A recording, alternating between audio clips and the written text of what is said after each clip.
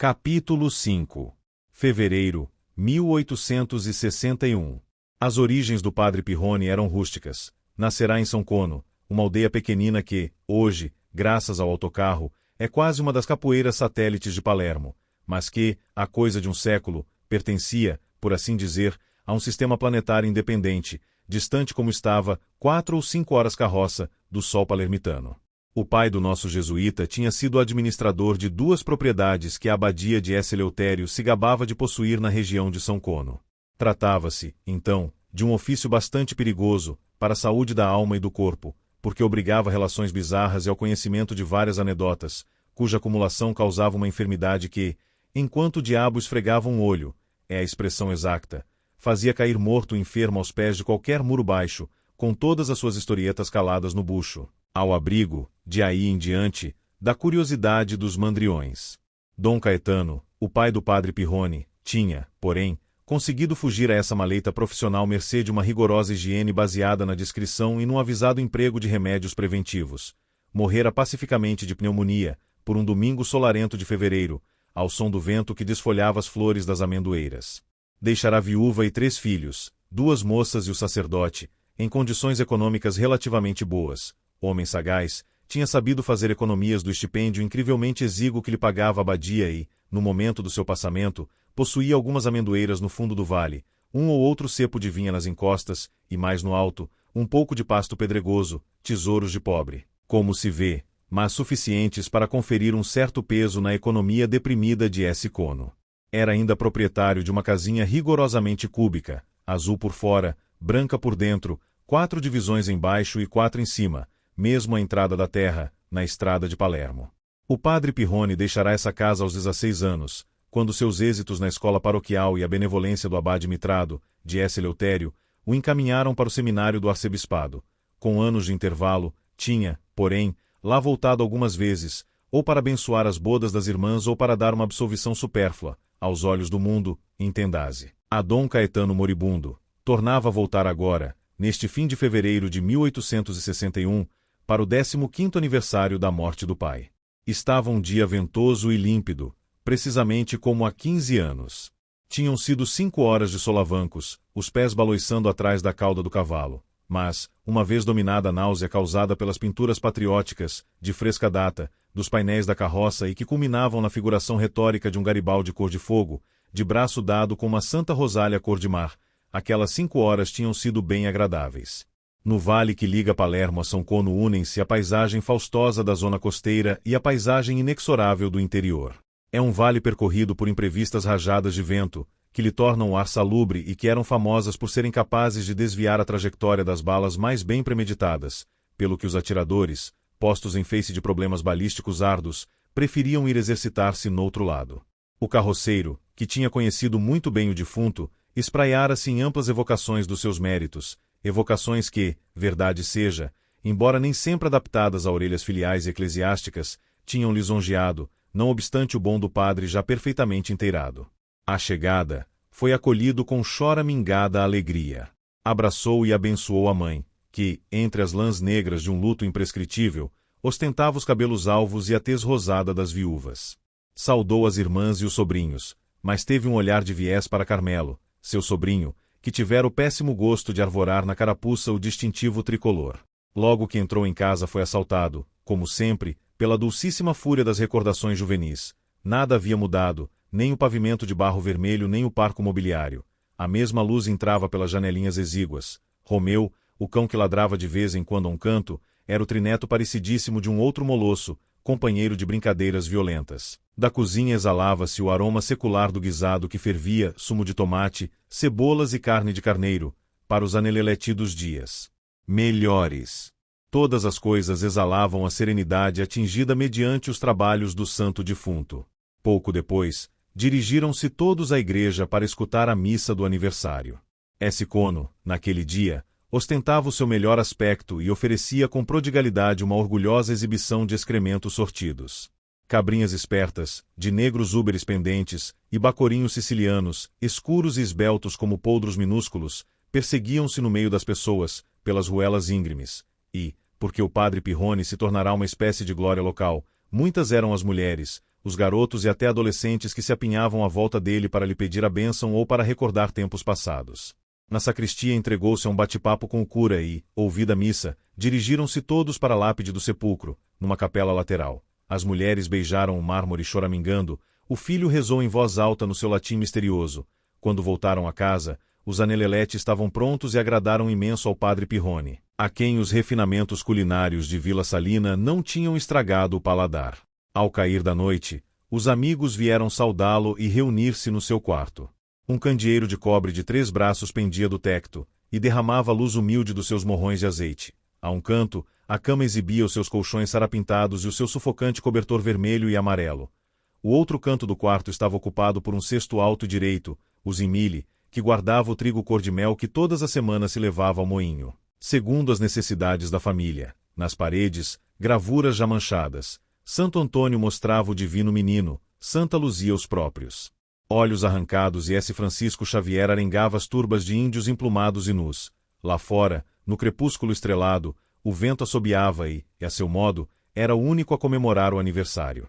Ao centro do quarto, sob o candeeiro, confundindo-se com o solo, a grande braseira apertada por uma roda de madeira polida onde se punham os pés. À volta, cadeiras de corda para as visitas.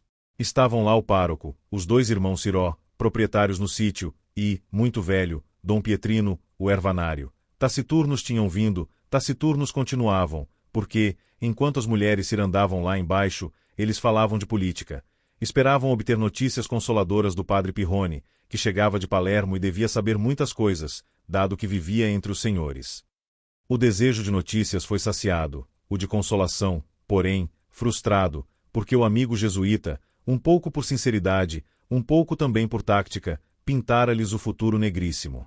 Sobre Gaeta flutuava ainda o tricolor borbônico, mas o bloqueio era de ferro e os paióis da Praça Forte iam ao ar um a um. Já nada havia a salvar aí, excepto a honra, quer dizer, bem pouca coisa. A Rússia era amiga, mas de longe, Napoleão III era vizinho, mas de pouca confiança. Dos insurrectos de Basilicata e Terra de Lavoro o jesuíta falava pouco porque, no fundo, envergonhava-se deles. Era necessário, dizia, suportar a realidade deste Estado italiano que se formava, ateu e rapace, destas leis de expropriação e de recrutamento que alastrariam do Piemonte até ali, a Sicília, como uma epidemia de cólera. Vereis, foi a sua conclusão bem pouco original. Vereis que nem os olhos nos deixarão para chorar. A estas palavras levantou-se o coro tradicional das lamúrias camponesas. Os irmãos Ciró e o ervanário já sentiam a mordedura do fisco. Para os primeiros já tinha havido contribuições extraordinárias e centésimas adicionais.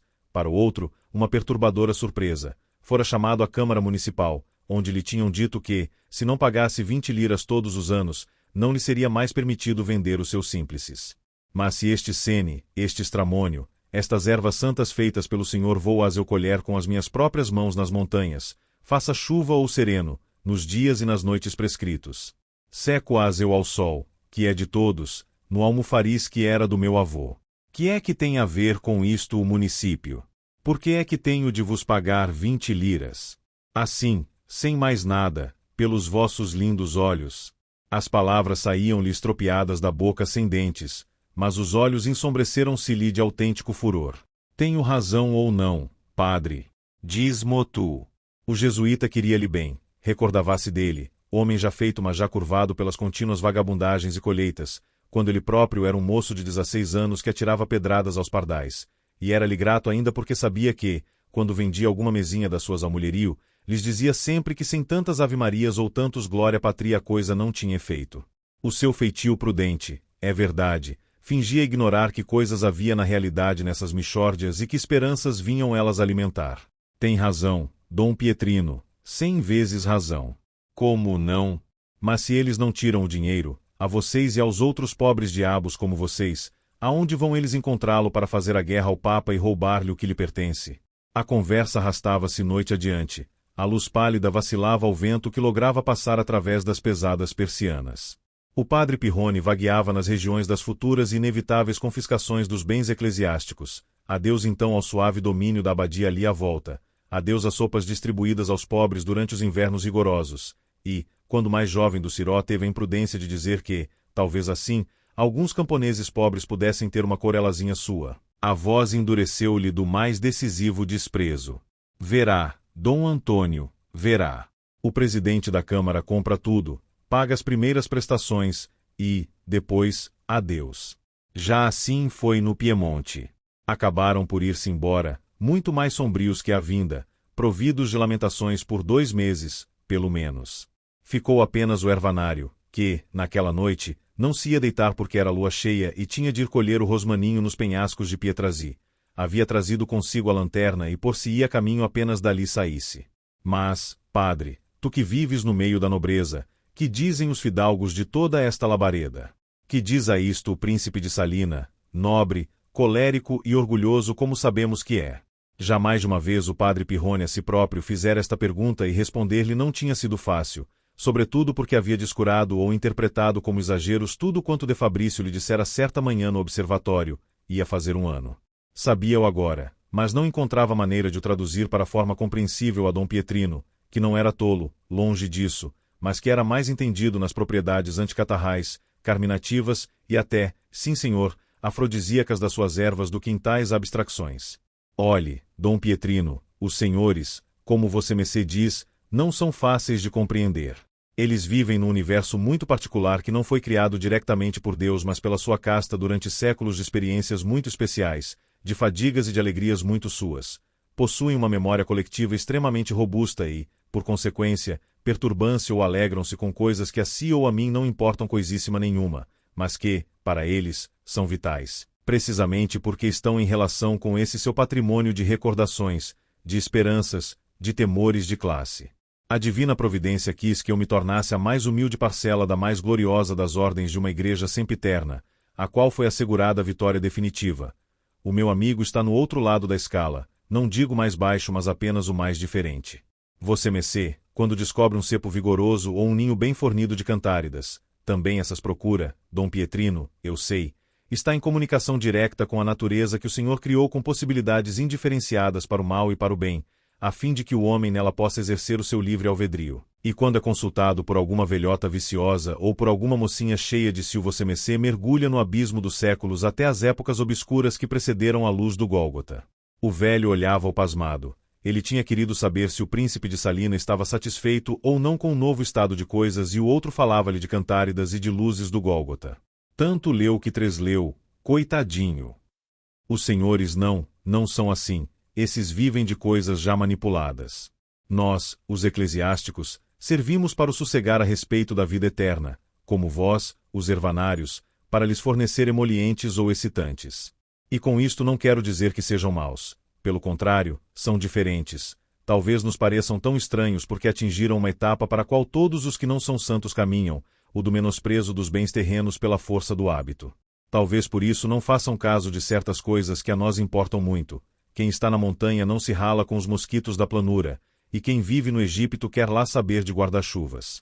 O primeiro, porém, teme as avalanchas, o segundo os crocodilos, coisas que, ao invés, nos preocupam muito pouco. Para os fidalgos surgiram novos receios que nós ignoramos. Já vi de Fabrício perder a cabeça, ele, homem sério e cordato, por amor de um colarinho mal passado a ferro, e sei de certeza que o príncipe de Lascari, de raiva, não dormiu uma noite inteira porque num jantar da intendência lhe não deram um lugar que lhe cabia. Ora, não lhe parece que o tipo de humanidade que se perturba tão somente com a roupa branca ou com o protocolo é um tipo de humanidade feliz, portanto superior? Dom Pietrino já não compreendia nada. As extravagâncias multiplicavam-se, eis que apareciam agora colarinhos de camisa e crocodilos. Mas um fundo de bom senso rústico sustentava-o ainda. Mas se é assim, padre, eles vão todos parar ao inferno. E por que razão, não me dirá? Alguns serão danados, outros salvos, sim, consoante o que terá sido a sua vida dentro desse seu condicionado mundo. À primeira vista, Salina, por exemplo, deve safar-se. O seu jogo fala-lhe bem, cumpre as regras, não faz batota. Deus Nosso Senhor pune a quem infringe voluntariamente as leis divinas que conhece, a quem segue voluntariamente o mau caminho. Mas quem segue o seu caminho, desde que nele não cometa nenhuma vilania, está sempre em regra. Se você messê, Dom Pietrino, vendesse cicuta em vez de hortelã-pimenta, sabendo, estava frito, mas se acreditasse estar dentro da razão, a tisana teria a morte nobilíssima de Sócrates e você messê ia direitinho para o céu de túnica e de asinhas, de ponto em branco. A morte de Sócrates tinha sido demais para o ervanário. Rendera-se e dormia. O padre Pirrone bem o notou e regozijou-se, porque agora ia poder falar livremente, sem receio de ser mal entendido, e ele queria falar, fixar nas volutas concretas das frases as ideias que obscuramente se agitavam dentro de si. E fazem muito bem, além do mais. Se soubesse, só para lhe dar um exemplo, a quantas famílias, que sem isso estariam nas pedrinhas da calçada, dão eles agasalho nos seus palácios. E não exigem nada em troca disso, nem mesmo a abstenção das ratoneirices habituais. E não fazem isto por ostentação, mas por uma espécie de obscuro instinto atávico que os obriga a não poder agir de outra maneira. Se bem que possa não parecer, são bem menos egoístas que tantos outros. O esplendor das suas casas, a pompa das suas festas contém em si não sei que de impessoal, um pouco como a magnificência das igrejas e da liturgia. Qualquer coisa feita de maior em gentis gloriam, que os redime, e não pouco. Por cada taça de champanhe que bebem, oferecem 50 aos outros. Quando maltratam algum pobre diabo, como sucede às vezes, não é tanto a sua personalidade que peça quanto a sua casta que se afirma. Faia crescunt. De Fabrício, por exemplo, protegeu o sobrinho Tancredo. De certo modo salvou um pobre órfão que, doutra maneira, se teria perdido. Dir-me-á você-mecê que o fez porque se tratava também de um fidalgo, que ele não teria sequer posto um dedo em água fria por qualquer outro. É verdade, mas por que é que devia fazê-lo se, sinceramente, com todas as verás do seu coração, os outros lhe parecem, todos, exemplares mal acabados, estatuetas saídas deformadas das mãos do moldador e que nem vale a pena expor à prova da chama? Você-mecê, Dom Pietrino, se neste momento não estivesse a dormir, saltava-me em cima, dizendo-me que os fidalgos fazem muito mal em ter esse desprezo pelos outros, e que todos nós, igualmente sujeitos à dupla servidão do amor e da morte, somos iguais diante do Criador.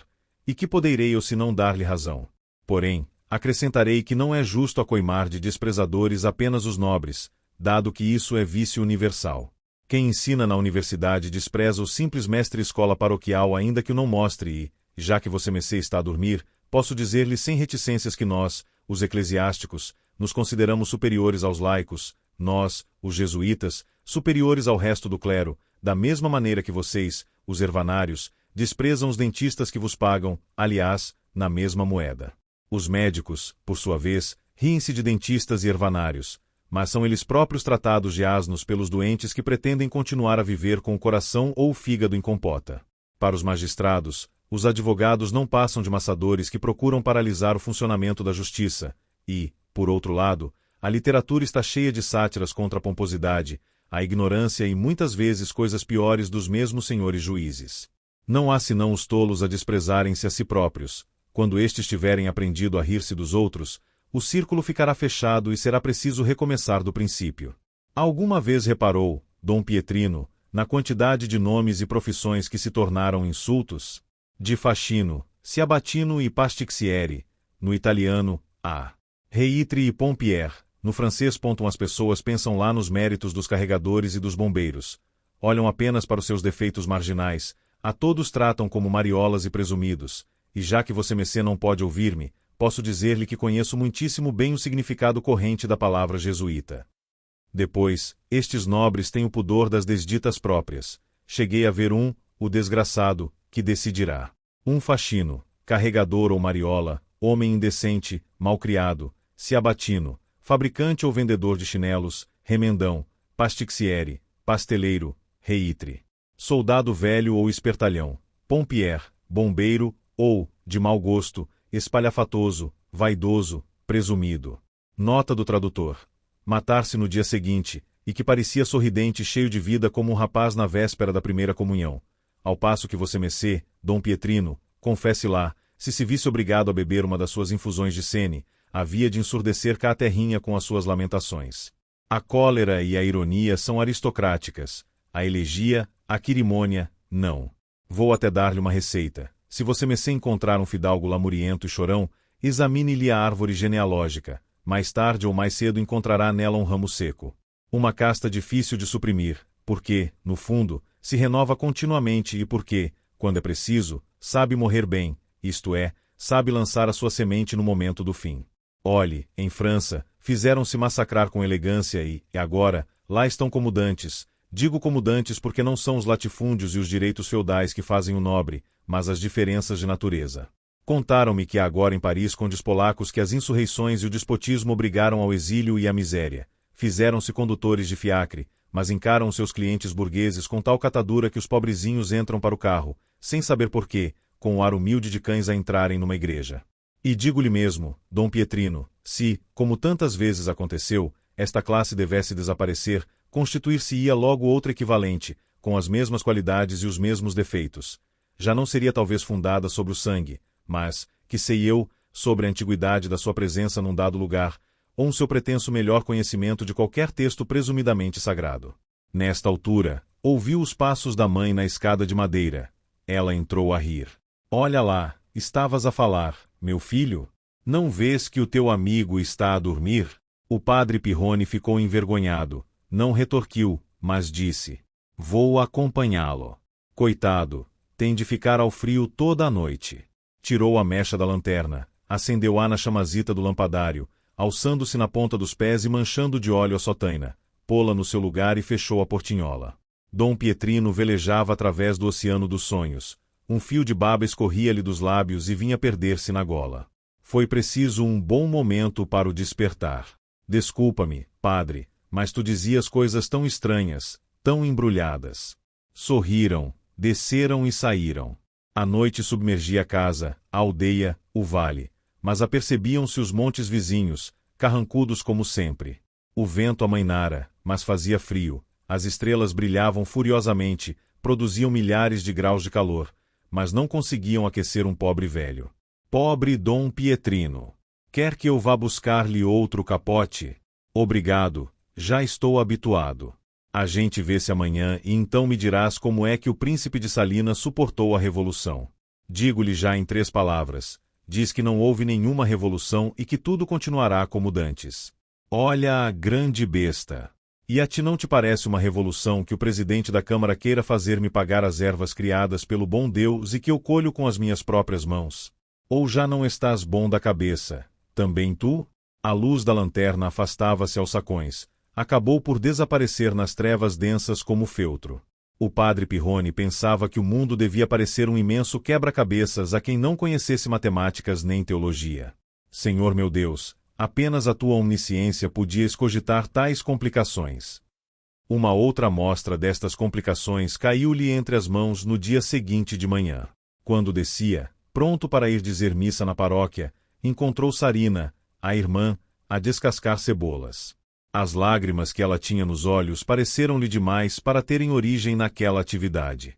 O que há, Sarina? Algum aborrecimento?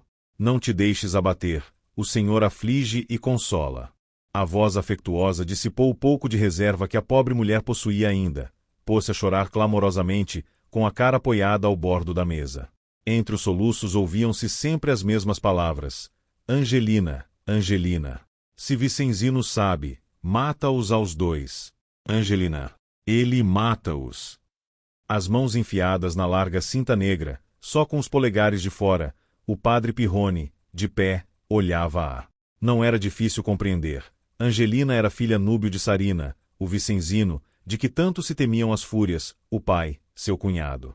A única incógnita da equação era o nome do outro, do eventual amante de Angelina. Esta tinha ao jesuíta tornado a ver ontem, mulher, depois de a ter deixado miúda choramingona, há 7 anos. Devia ter uns 18 anos e era feiota, com os lábios salientes das camponesas do sítio, os olhos assustados de cão sem dono. Tinha reparado nela ao chegar, e até, de si para consigo, chegará a estabelecer bem pouco caridosas comparações entre ela, misérrima como o diminutivo plebeu do seu nome, e aquela Angélica, sumptuosa como seu nome ariostiano, que recentemente viera perturbar a paz da casa Salina. A alhada, portanto, era grande e ele estava metido nela até aos cabelos. Recordou-se do que dizia de Fabrício: todas as vezes que se encontra um parente encontra-se um espinho. Depois arrependeu-se de se ter recordado daquela frase. Apartou a mão direita da cinta, tirou o chapéu e bateu no ombro sacudido pelos soluços da irmã. Vamos, Sarina, não chores. Estou cá eu por sorte, e chorar nada adianta. Onde está Vicenzino? Vicenzino já tinha saído para Rimato, aonde ia encontrar-se com o guarda do Ciró. Do mal o menos, Podia-se falar sem temer surpresas. Entre soluços, lágrimas, fungadelas, toda a escabrosa história veio à luz do dia. Angelina, aliás Gelina, tinha se deixado seduzir. A grande escorregadela ocorrerá durante o verão de São Martinho, e encontrar o amado no palheiro de Dona Nunziata. Agora estava grávida de 3 meses, louca de terror tinha confessado tudo à mãe, dentro de pouco tempo começaria a dar-se pela barriga. E Vicenzino ia fazer uma mortandade. Mata-me também a mim, mata, porque não lhe disse nada. Ele é um homem de honra. De facto, com a testa baixa, com seus caxiolani tufos de cabelo que deixará nas têmporas, com o bambolear da sua marcha, com o bolso direito das calças perpetuamente entumecido, via-se logo que Vicenzino era um homem de honra, um desses violentos imbecis capazes de todos os estragos. Sarina teve uma nova crise de pranto, mais forte que a primeira, porque, nesta, aflorava também o remorso demente de ter desmerecido do marido, aquele espelho de cavalheirismo. Sarina, Sarina, então, outra vez. Não faças isso. O moço tem de casar com ela, e há de casar. Vou à casa dele, falo com ele e com a família, tudo se há de arranjar. Vicenzino só saberá do noivado e a sua preciosa honra ficará intacta. Tenho, porém, de saber quem foi. Se o sabes, diz-mo. A irmã levantou a cabeça. Nos olhos liam-se-lhe agora outro terror, não já o animalesco das facadas, mas outro, mais precioso, mais acerbo, que o irmão não pôde de momento decifrar.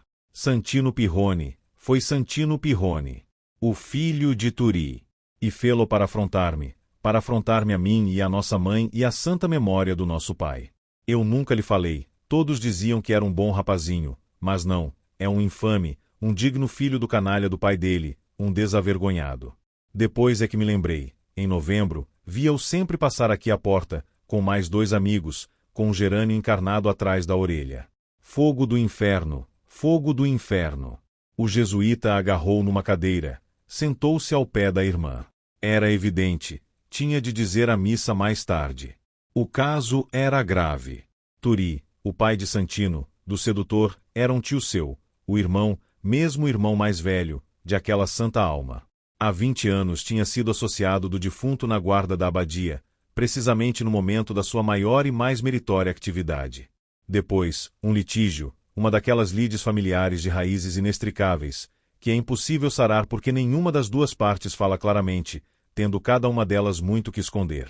O facto é que, quando o pai de Sarina entrou na posse do pequeno amendoal, o irmão Turi apareceu a dizer que na realidade metade da sebe lhe pertencia porque metade do dinheiro, ou ao menos metade da fadiga, fornecera a ele. No acto de aquisição, porém, figurava apenas o nome de Caetano, Santa Alma. Turi foi aos arames e percorreu as ruas de Essicono com espuma na boca. O prestígio do irmão ficou assim em jogo, amigos puseram-se de permeio e evitou-se o pior. As amendoeiras continuaram nas mãos de Caetano, mas o abismo entre os 2 ramos da família Pirrone tornou-se intransponível. Turi, depois, não assistiu sequer aos funerais do irmão e na casa da cunhada era designado por o canalha. Nada menos. O jesuíta de tudo fora informado por cartas intrincadas ditadas ao pároco, e acerca da canalice tinha ideias pessoalíssimas que não exprimia, por reverência filial. As amendoeiras, agora, pertenciam a Sarina. Tudo era claro, o amor, a paixão, não estavam em jogo. Tratava-se tão só de um golpe sujo que vingava outro golpe sujo. Remediável, porém, o jesuíta agradeceu a providência que o havia conduzido a São Cono precisamente nesta altura. Ouve, Sarina, vou reparar esta desgraça em 2 horas. Mas tu tens de me ajudar. Metade de Chibaro, era o amendoal, tens de dá-lo em dote a Gelina. Não há outro remédio. Aquela estúpida arruinou-te. E pensava como o Senhor se serve algumas vezes mesmo das cadelas em cio para fazer actuar a sua justiça. Sarina assanhou-se. Metade de Chibaro. Para aquela raça de malandros. Nunca. Antes morrer. Muito bem. Então depois da missa vou falar com o Vicenzino. Não tenhas medo, procurarei acalmá-lo.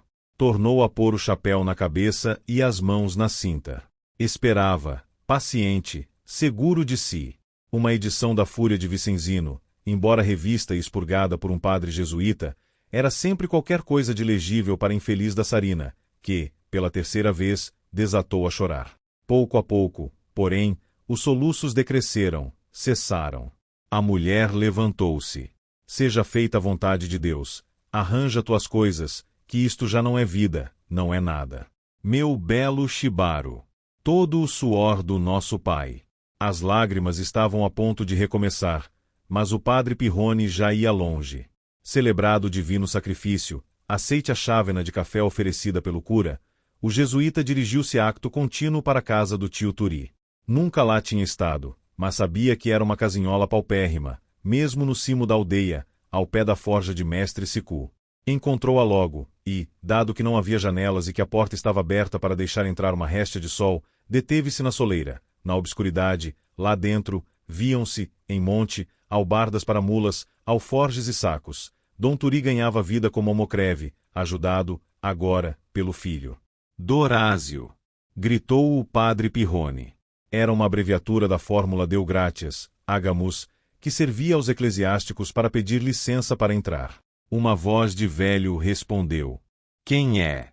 E um homem levantou-se do fundo do quarto e avizinhou-se da porta. "Sou o seu sobrinho, o padre Xavier Pirrone.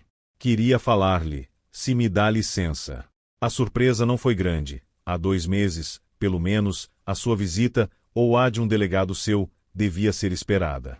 O tio Turi era um velho vigoroso e direito, curtido e recurtido do sol e do granizo, com o rosto cheio daqueles sulcos sinistros que as desgraças traçam na cara das pessoas que não são boas. "Entra", disse sem sorrir. Deixou passar o sobrinho e esboçou até, de má vontade, o gesto de lhe beijar a mão. O padre Pirrone sentou-se numa grande cela de madeira. O ambiente não podia ser mais pobre. 2 galinhas esgaravatavam a um canto e tudo cheirava a esterco, a panos molhados, a extrema miséria. "Tio, há já muitíssimos anos que nos não vemos, mas disso não tenho eu a mínima culpa. Eu não vivo cá na terra, como sabe, e de resto o senhor nunca aparece em casa de minha mãe, sua cunhada, e isso magoa-nos. Eu naquela casa nunca mais ponho os pés." Turi Pirrone nunca se esquece das ofensas que lhe fazem, nem que seja 20 anos depois. "De certo, compreende-se, de certo. Mas eu hoje venho, como a pomba da arca de Noé, assegurar-lhe que o dilúvio acabou. Estou muito contente por me encontrar aqui e senti-me muito feliz ontem, quando me disseram em casa que Santino, o seu filho, está noivo da minha sobrinha Angelina. Segundo me disseram, ele é bom rapaz, ela é boa rapariga e a sua união acabará com o dissídio que existe entre as nossas 2 famílias, o que, a mim, permita-me dizê-lo, sempre me desgostou." O rosto de Turi exprimiu uma surpresa demasiado manifesta para não ser fingida. "Não fosse o hábito sagrado que traz vestido, padre, e diz-lhe-ia que está a mentir. Sabe Deus que patranhas não lhe contou o mulherio lá de sua casa. Santino nunca, em sua vida, falou com Angelina. É um filho demasiado respeitador para ir contra os desejos do seu pai." O jesuíta admirava a secura do velho, a imperturbabilidade das suas mentiras. "Então, tio, informaram-me mal. Imagine que até me disseram que vocês já se tinham posto de acordo quanto ao dote e que hoje iam os 2 à nossa casa para o reconhecimento. Que balelas não inventam estas mulheres ociosas. Porém, ainda que não sejam verdadeiros, estes enredos mostram o desejo do seu bom coração. Bem, meu tio, é inútil eu continuar aqui. Vou já para casa dar uma descompostura à minha irmã. E desculpe-me, fiquei muito contente por tê-lo encontrado de boa saúde." A cara do velho começava a revelar um interesse ávido. "Espere, padre. Continue a fazer-me rir com as tagarelices de sua casa. E de que dote falavam essas mexeriqueiras? Que sei eu, meu tio. Parece-me ter ouvido falar em metade de Shibaro. Gelina, diziam, é a menina dos seus olhos e nenhum sacrifício lhes parece exagerado para assegurar a paz na família." Dom Turi já não ria. Levantou-se. "Santino." Pôs-se ele a berrar com a mesma força com que se dirigia aos machos teimosos. E, como ninguém vinha, gritou mais alto ainda. "Santino! Sangue da Madonna, que estás tu a fazer?" Ao ver o padre Pirrone estremecer, tapou a boca com um gesto inesperadamente servil. Santino estava a dar de comer aos animais no pequeno pátio contíguo. Entrou atemorizado com a almofaça na mão. Era um belo matulão de 22 anos, alto e seco como o pai, mas com os olhos ainda sem aspereza. No dia anterior tinha, como todos, visto passar o jesuíta pelas ruas da aldeia e reconheceu-o logo. "Este é Santino. E este é o teu primo, o padre Xavier Pirrone." Agradece a Deus que esteja aqui o reverendíssimo, quando não arrancava-te as orelhas. Que coisa vem a ser essa de andares para aí a namoriscar sem que eu, que sou teu pai, o saiba? Os filhos nascem para os pais e não para andar a correr atrás das saias. O moço estava envergonhado, não talvez da desobediência, mas sim do consentimento passado, e não sabia que dizer. Para sair da atrapalhação pousou a almofada em terra e foi beijar a mão ao sacerdote. Este mostrou os dentes num sorriso e esboçou um gesto de bênção. Deus te abençoe, meu filho, ainda que me pareça que não o mereças. O velho prosseguia. Aqui o teu primo tanto me pediu e suplicou que eu acabei por dar o meu consentimento. Mas por que raio é que não me disseste primeiro? Agora vai-te lavar que vamos já à casa de Gelina. Um momento, tio, um momento. O padre Pirrone pensava que tinha ainda que falar com o homem de honra que não sabia de coisa alguma. Em casa querem com certeza fazer alguns preparativos. De resto, tinham-me dito que vos esperavam ao fim da tarde. Vinde a essa hora e será para nós uma alegria receber-vos. E com isto se foi, abraçado pelo tio e pelo primo. De regresso à casinha cúbica, o padre Pirrone encontrou o cunhado Vincenzino já recolhido a penates e assim, para tranquilizar a irmã, não pôde fazer mais do que piscar-lhe o olho por trás das costas do veemente esposo, o que, de resto, tratando-se de 2 sicilianos, era de todo suficiente. Depois disse ao cunhado que tinha de falar-lhe, e os 2 dirigiram-se para uma latada esquelética que havia atrás da casa. A fimbre inferior ondulante da sotaina traçava em torno do jesuíta uma espécie de fronteira móvel, intransponível. As nádegas gordas do homem de honra bamboleavam-se, símbolo perene de altiva ameaça. A conversa foi de resto completamente diferente do que se previa. Uma vez assegurado da iminência das núpcias de Gelina, a indiferença do homem de honra, no que respeita à conduta da filha, foi marmórea. Ao contrário, desde a primeira referência ao dote a entregar, os olhos deram-lhe de rolar nas órbitas, as veias das têmporas entumeceram-se-lhe e a ondulação do andar tornou-se-lhe frenética. Uma cascata de considerações obscenas brotou-lhe da boca, torpes, coroada ao fim pelas ameaças mais mortíferas. A mão, que não esboçara um gesto em defesa da honra da filha, correu-lhe, nervosa, a palpar o bolso direito das calças para significar que na defesa das amendoeiras estava disposto a derramar, até a última gota, o sangue dos outros. O padre Pirrone deixou que as turpitudes se exaurissem, contentando-se com rápidos sinais da cruz, quando elas, tantas vezes, confinavam com a blasfêmia. Ao gesto anunciador dos morticínios não mexeu um músculo sequer. Durante uma pausa. É evidente, disse, que também eu quero contribuir para este ajuste. Aquela carta particular, que me assegura a propriedade do que me cabe na herança daquela santa alma, vou mandar-ta de Palermo, rasgada. O efeito deste bálsamo foi imediato. Vincenzino, ocupado a calcular mentalmente o valor da herança antecipada, calou-se, e no ar soalento e frio passaram as notas desafinadíssimas de uma canção que a Gelina dera na gana cantar enquanto varria o quarto do tio. À tardinha, o tio Turi e Santino vieram fazer a sua visita, aceitavelmente lavados e de camisas alvíssimas. Os 2 noivos, sentados em 2 cadeiras contíguas, de caras juntas, prorrompiam de vez em quando em fragorosas gargalhadas sem palavras. Estavam contentes deveras, era por se arrumar e por ter aquele belo macho à disposição, ele por ter seguido os conselhos paternos e por ter agora uma serva e meio amendoal. O gerânio vermelho que ostentava de novo atrás da orelha já ninguém parecia um reflexo do inferno. 2 dias depois o padre Pirrone regressava a Palermo. Pelo caminho ia pondo em ordem as suas impressões, que não eram todas agradáveis. Aquela paixão brutal amadurecida no verão de S. Martinho, aquele magro meio amendoal recuperado por meio de uma corte premeditada, mostravam-lhe o aspecto rústico, miserável, de outros acontecimentos a que recentemente assistira. Os grandes senhores eram reservados e incompreensíveis, os camponeses explícitos e claros, mas a uns e a outros o demônio enrolava a volta do mendinho, de igual maneira. Em Vila Salina foi encontrar o príncipe de excelente humor. De Fabrício perguntou-lhe se tinha passado bem aqueles 4 dias e se lembrará de apresentar as suas saudações à mãe. Ele conhecia-a, de facto. 6 anos antes ela fora hóspede da vila e a sua serenidade de viúva aprazera aos donos da casa.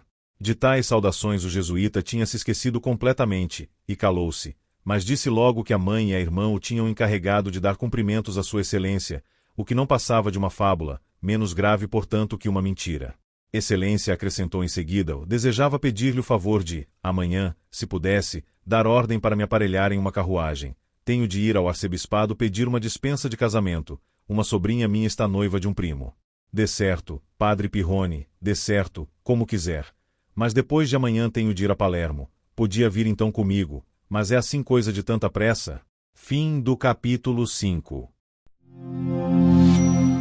Apoie o canal, curta o vídeo e siga-nos.